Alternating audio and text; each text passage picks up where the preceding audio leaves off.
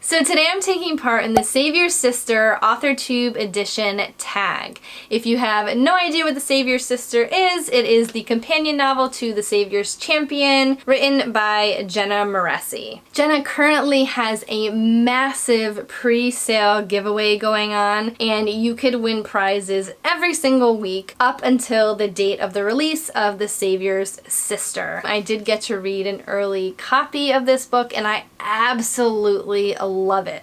I loved The Savior's Champion, and this book is a companion, but it's not the same book. It follows the same timeline, but you get so much more of this world. You get to know more about Layla and her sisters and her father, everyone in the palace, and her perspective on meeting Tobias, where The Savior's Champion was a lot of action and adventure. The Savior's Sister is more political intrigue. Of course, the romance is there, and you get to know way more about this magical woman who is just so amazing. I highly, highly recommend it. And by entering the pre-order giveaway, you get the first 5 chapters of The Savior's Sister. Jenna tends to write very long chapters, so I think you get about 100 pages with this teaser. So that's pretty awesome. And you get the chance to win some amazing prizes. 2 of those prizes are actually my books, Wrapped Up for Christmas and Barefoot on the Beach, which are my most recent contemporary fiction novels, and among a whole bunch of other awesome prizes from authors donating, and also Jenna's merchandise, the works. So if you are at all interested in checking out the companion novel,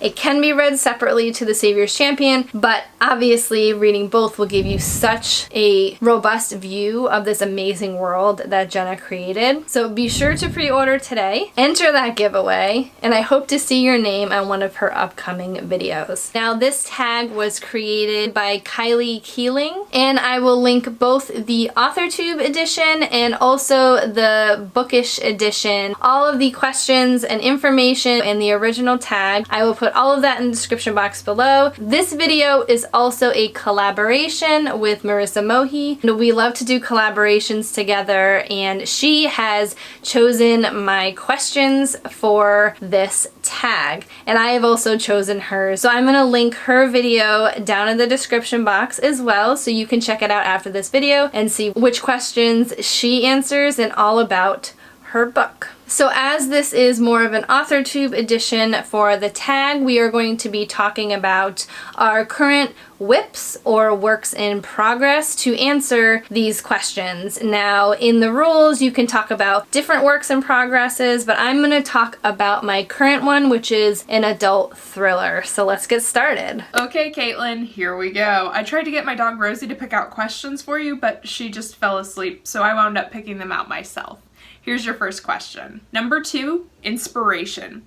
What are some elements of inspiration that you could find in the real world that relate to your book? This book is a contemporary novel, so all of the elements take place in the real world. But when it comes to things that inspire this book in my real life, the main character has a secret that I connect with quite well. Currently, that could always change, obviously, so I'm using more of my own experiences to assist hers. By no way is this a self-insert, but I just feel really close to this main character for this particular novel, and I'm just using different experiences in my life to influence hers. Number 3, romance. Does your book feature romance? If so, tell us a little about the couple or couples. Unfortunately, in this book, there are no real elements of romance. There is a little bit of flirty banter and attraction, but this book is heavily based on these thriller elements. There's a lot of stuff going on, and it takes place in such a short amount of time that I don't think my character could really develop romantic feelings that quickly. There's no insta love in it, so not really a romance. Number 4, playlist. Do you listen to music as you write? I do listen to music as I write. I have a whole playlist of different playlists that I listened to for some of my previous novels, which I will link in the cards above and also in the description box in case you're interested. But one of the things about music in this novel is that normally I listen to music without any lyrics, so more instrumental music, but for some reason this book demands that I listen to music that has lyrics, actual songs that you may hear on the radio. So it's very interesting to me that that has changed a lot in this. I actually have not really written a book while listening to music with lyrics since my very first book that I wrote many, many years ago. I find this process to be very interesting to me. It's very inspiring, so I keep doing it, but I plan on doing a playlist video for my current work in progress as well sometime in the future. Number 5, time period. When does your book take place? If it's a fantasy, what's the most comparable time to the real world? My book takes place in contemporary times, and I find writing this book in 2020 to be very interesting in that the pandemic and everything that's happening, I don't know what the future will look like when this has calmed down a bit.